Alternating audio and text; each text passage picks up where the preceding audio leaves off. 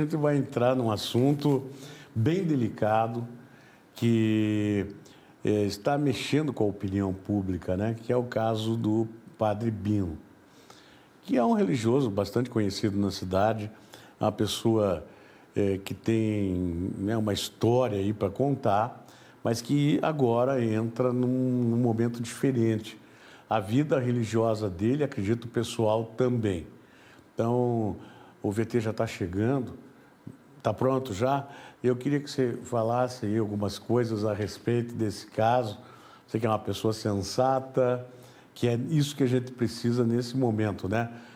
Nada de sensacionalismo, disso ou daquilo. A gente tem que abordar o assunto como ele é. Essa que é a grande verdade, né, Diana? Exatamente, Tony. A gente vem preparando aí essa cobertura a respeito desse caso, que é um caso que repercutiu bastante. E a TVCI começa a exibir hoje uma série exclusiva de reportagens que é fruto de um trabalho intenso de apuração jornalística.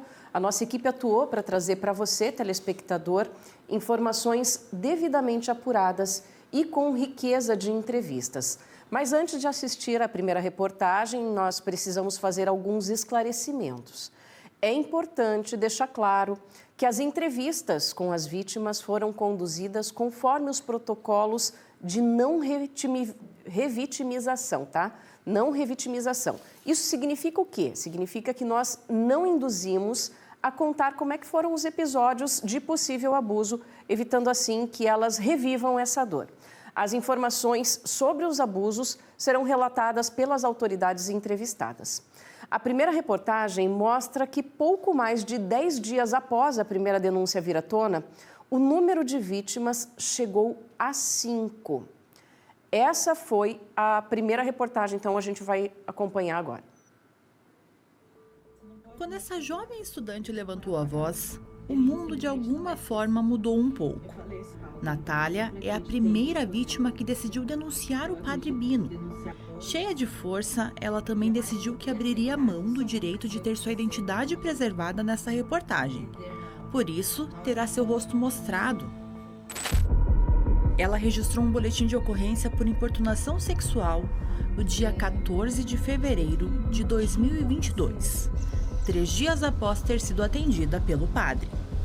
Quando começou a situação, eu já entendi que algo estava errado. Aquilo foi muito claro para mim. Eu já tinha também idade o suficiente para entender o que estava acontecendo. Mas o mais difícil não é só entender que aconteceu, é aceitar que aconteceu. Eu entendi o que aconteceu muito rápido. E a primeira coisa que aconteceu foi decidir pedir ajuda e denunciar. Eu sempre fui muito engajada nesse tipo de pauta, então eu sempre acreditei no poder da denúncia. Eu acredito que denunciar é um ato de resistência e que a gente não pode se calar nessas situações. Então, para mim, foi muito rápido nesse sentido. E depois que eu tinha denunciado, porque na minha cabeça era essencial que eu fizesse isso rápido, tanto pela credibilidade do processo, quanto pela credibilidade até do meu relato estar bem fresco na minha cabeça. A vítima, ela relata que em um momento em que ela estava nessa igreja, ela havia agendado um horário com o padre responsável por essa paróquia. Então ela foi até o local nesse horário agendado, juntamente com a mãe e o pai dela. Eles foram até lá porque ela iria participar de uma sessão de oração com o padre. Chegando lá, de acordo com o relato prestado pela vítima, eles foram conduzidos até um ambiente reservado dentro da igreja e em um momento de oração, onde ela e a mãe foram instruídas a fecharem os olhos no momento da oração, o padre se aproveitou deste momento e passou as mãos entre os seios e ao redor dos seios dela. E em seguida, ele também teria encostado o órgão genital dele nas costas da vítima.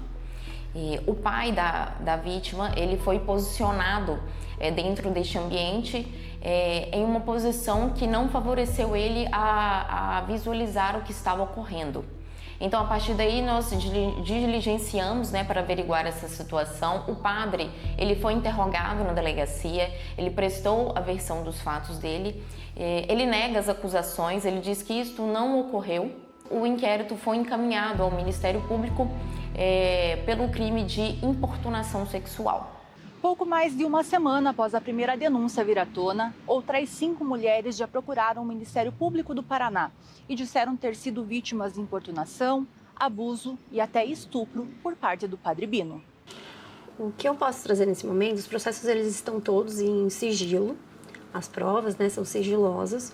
O que eu posso dizer nesse momento é que não é um único caso. Até o momento foram 5 vítimas que buscaram o Ministério Público. Alguns dos casos eles estão prescritos, infelizmente. Esses casos eles ocorreram tanto na cidade de Paranaguá, como também na cidade de Tunas, da comarca de Bocaiúva do Sul. A cidade de Tunas do Paraná fica na região metropolitana de Curitiba e integra a Diocese de Paranaguá, onde o Padre Bino atua.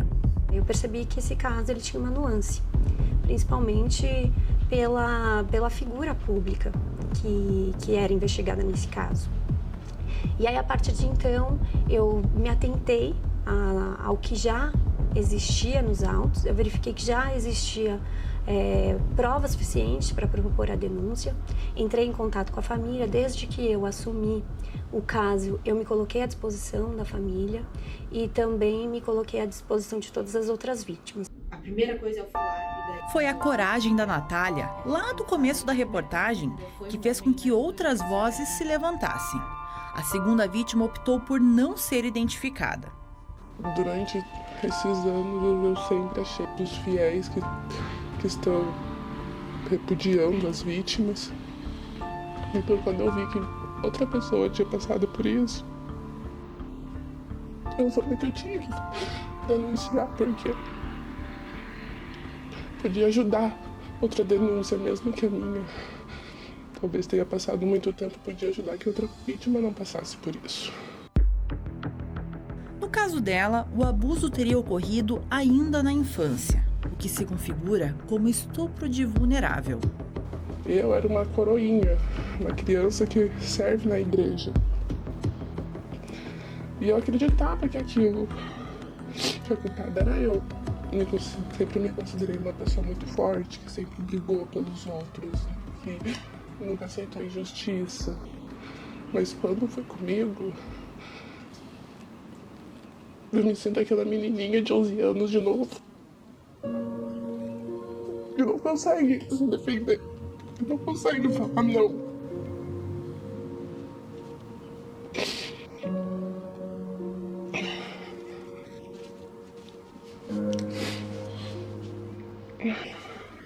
De acordo com o Ministério Público, é possível enxergar alguns padrões de comportamento entre os casos.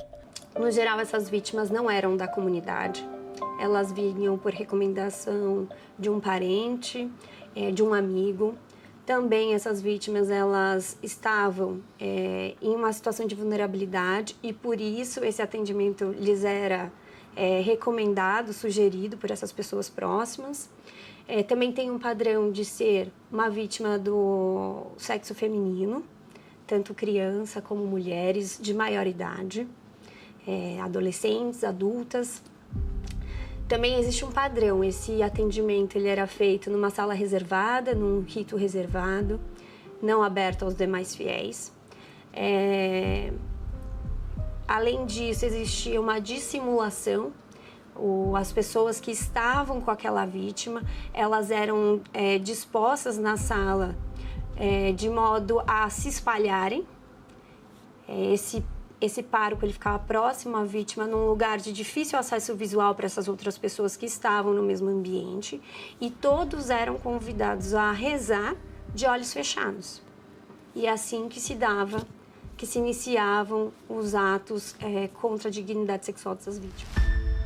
Cada uma a seu modo, tenta agora conviver com a cicatriz que ficou. E depois veio o processo de lidar com isso, melhorar, aceitar no sentido de quase que perdoar a situação. Perdoar no sentido de encontrar paz.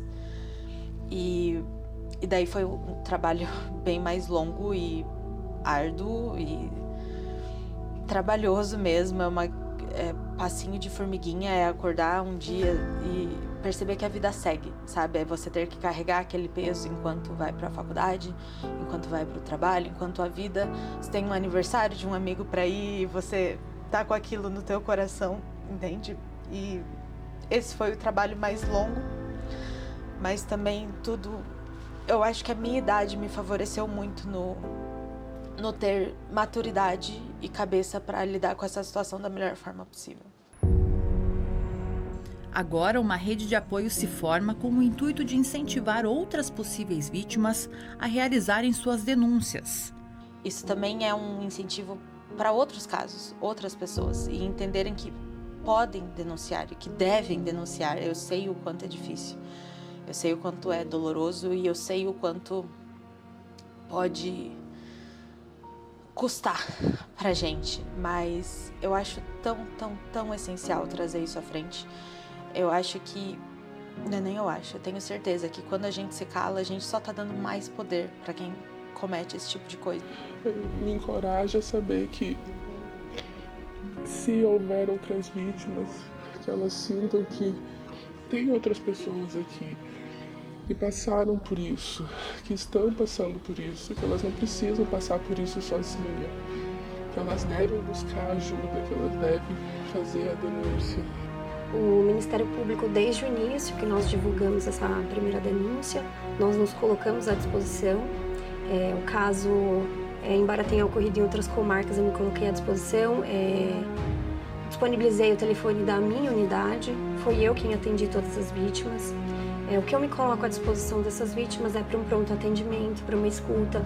Mesmo que a vítima não tenha o interesse de prosseguir com a persecução criminal, nós estamos dispostos a acolhê-la, a encaminhá-la para os órgãos de proteção, a disponibilizar informações sobre o processo, como ele funciona, o que lhes dá direito, né, durante todo esse trâmite, que é um trâmite bastante complicado. Nós sabemos que é delicado, que é complexo, que essas vítimas elas estão invariavelmente sendo expostas por se tratar de um líder religioso, de certa popularidade na localidade. Então, pelo Ministério Público, será esse o serviço disponibilizado. Nós já, inclusive, temos vítimas que já prestaram os depoimentos e desejaram por não dar andamento à seara criminal. E nós estamos respeitando esse posicionamento dessas vítimas. As denúncias podem ser feitas pelo telefone da promotoria 41 3424 0566, pelo celular 41 98858 1475 ou pelo e-mail paranaguá.3pro1@mppr.mp.br. Bom, como você pôde ver, né, esses foram relatos muito fortes e essa foi a primeira reportagem sobre o caso. Amanhã você confere um pouco sobre o perfil do Padre Bino por meio do depoimento dos fiéis que frequentam a comunidade. E agora a gente vai trazer mais informações, são novas informações a respeito dessa situação. O Andrew Augusto está com a gente em link e fala a respeito de uma atualização que ocorreu sobre o caso Padre Bino. Então, Andrew, boa tarde para você. Por favor, quais são as novas informações que nós temos para repassar aos telespectadores? Olá, Diana. Muito boa tarde para você, para todo mundo que acompanha o programa Voz do Litoral nessa segunda-feira. Temos uma atualização importante devido a toda a repercussão que esse caso tem tomado nos últimos dias, principalmente nas redes sociais. É uma grande divisão de opiniões, mas muitas delas têm saído do controle. O Ministério Público do Paraná, aqui em Paranaguá, tem trabalhado também em cima desse caso. E a novidade que a gente tem agora, uma atualização importante, é que o MP aqui de Paranaguá, ele apresentou, então, determinou uma medida de proteção à vítima, então, né, em questão que nós apresentamos nessa reportagem, vítima de crime sexual, cujo, então, o processo ele tramita na 2ª Vara Criminal da comarca. A medida ela foi requerida pela 3ª Promotoria da Justiça aqui de Paranaguá contra uma mulher que coagiu e perseguiu essa vítima em diversas publicações publicadas nas redes sociais. Então, esta mulher, ela começou a perseguir esta menina, esta jovem, com várias publicações ali de palavras de baixo calão, uma situação muito delicada, onde então essa vítima acabou vendo ali também a sua integridade em risco. Essas medidas, elas consistem na proibição desta autora de realizar publicações e de manter qualquer contato com a vítima, seja pessoalmente ou também pelas redes sociais. E essa proteção, ela segue também para os familiares desta vítima. Então, qualquer meio de contato é impedido a partir dessa determinação do Ministério Público do Paraná. Além disso, no prazo de 10 dias, esta autora, então, ali denunciada no Ministério Público, ela terá, então, ali esse prazo para retirar todas as publicações relacionadas a essa vítima das redes sociais ou qualquer outro comentário que seja feito ou realizado. Em 10 dias, ela deve, então, eliminar estas publicações, então, da internet. A determinação, ela visa, então, preservar a integridade psicológica e também moral desta vítima, além de evitar, é claro, também novos crimes, já que isso acaba insultando o ódio em outras pessoas que estão acompanhando todo esse caso através das redes sociais. Outra informação importante também divulgada em nota, através do Ministério Público do Paraná, é que a terceira Promotoria de Justiça de Paranaguá instaurou um procedimento investigatório criminal para apuração, então, em procedimento autônomo sobre a conduta da autora das publicações. Então, ficou bem claro aqui, Diana, que muita gente está colocando opinião na rede social, mas tem que tomar muito cuidado, até porque tudo tem um limite, é um caso muito sério e que está sendo acompanhado pelo Ministério Público do Paraná. Então, fica o alerta para quem gosta, então, de falar nas redes sociais. O Ministério Público está de olho em tudo que está sendo comentado por lá. Volto contigo, Diana. Tá certo, Andrew, muito obrigada pelas informações. Então, essa nova atualização a respeito da situação desse caso, né, o caso do Padre Bino. E é importante, né, Tony, uma medida como essa da Justiça, claro, visando proteger que novos crimes sejam cometidos a partir desse caso. Então, as pessoas devem estar atentas, porque acabam cometendo crimes quando são levadas pela situação passional, pelo coração, né? Então, é importante que as pessoas deixem esse trabalho de julgamento para a Justiça. A gente traz todas as informações aqui, vai atualizando todo mundo a respeito da situação e, inclusive, então, como eu já disse, amanhã a gente tem nova reportagem, Tony. Isso, e amanhã são os apoiadores do Padre Bino, né? Exatamente. Amanhã a gente conversa com os fiéis, traçando um perfil do Padre Bino e trazendo, né, esse outro lado da história. E a gente vai apresentar a nota do padre, a nota de defesa do padre na reportagem de amanhã. Também. Tudo isso a gente traz amanhã, então, para que as pessoas possam acompanhar, né, e para que cada um possa estar por dentro de tudo que está acontecendo, de todas as notícias de fato envolvendo esse caso, Tony. Tá bom. Obrigado, Diana. Tá bom? Obrigada eu. Tchau, tchau. E é isso aí, né, minha gente? Nós temos que ter um pouco de calma, paciência nessa hora. As coisas são bem difíceis, né? É um caso bem complicado. Por isso que a gente está tomando todo o cuidado, ouvindo os dois lados, ouvindo as supostas vítimas. Eu estava prestando atenção nos depoimentos muito fortes, né? Depoimentos bem contundentes mesmo, que mexem com o emocional de todo mundo. E amanhã a gente vai ouvir a defesa do padre. Você que defende o padre, mas tem que fazer isso tudo com muita coerência. Rede social, com xingamentos e tudo mais, isso daí não leva ninguém a nada, né?